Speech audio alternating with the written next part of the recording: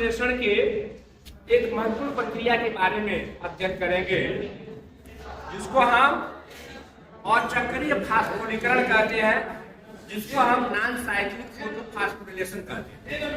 यह एक महत्वपूर्ण प्रक्रिया है। इस प्रक्रिया के द्वारा पौधों में एटीपी और एनएडीपी का उत्पादन होता है। एटीपी और एनएडीपीएच को परिपाचक पदार्थ कहते हैं, इसको रिड्यूसिंग पावर कहते हैं, इसको स्टिमुलेटरी पावर कहते हैं।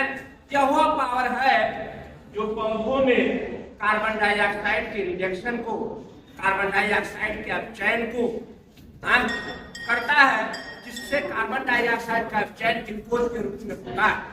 आइए हम देखें, इस अचक्रीय फास्फोरीकरण को हम जेड स्कीम के नाम से भी जानते हैं। इसमें दोनों तरह के वर्णतंत्र सेकेंड और वर्णतंत्र फर्स्ट दोनों की भूमिका होती है। सबसे पहले क्लोरोफिल जो P680 है, क्या है P680, ये क्या करता है, यह इलेक्ट्रॉन ये ऊर्जा को पाकर तेजी हो जाता है। उन तेजी के अणु अपने इलेक्ट्रॉन को प्रोटीन के पास स्थानांतरित कर देता है। यहाँ से इलेक्ट्रॉन प्लास्टोक्यूनोन के पास पहुंचता है और प्लास्टोक्यूनोन से इलेक्ट्रॉन साइटोक्रोम B6 के पास पहुंचता है।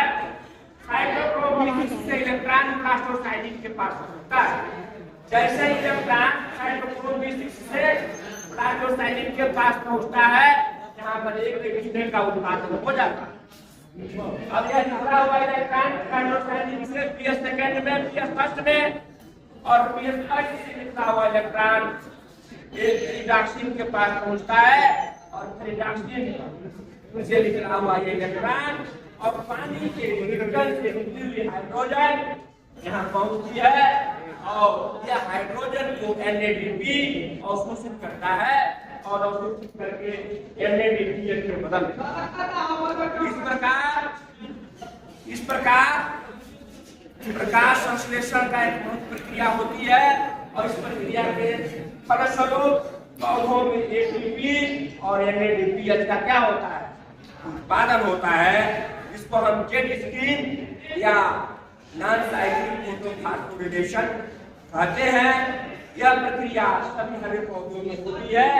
इसी के माध्यम से पौधे एटीपी और एनएडीपीएच का उत्पादन करते हैं। इनको हम रिड्यूसिंग पावर कहते हैं, अपचायक सामर्थ्य कहते हैं। इसका उपयोग कार्बन डाइऑक्साइड के फिक्सेशन में होता है, प्रकाश संश्लेषण के डार्क रिएक्शन में होता है, प्रकाश संश्लेषण के सूत्री और ग्लूकोज साइकिल में होता है। That's about non cyclic photophosphorylation.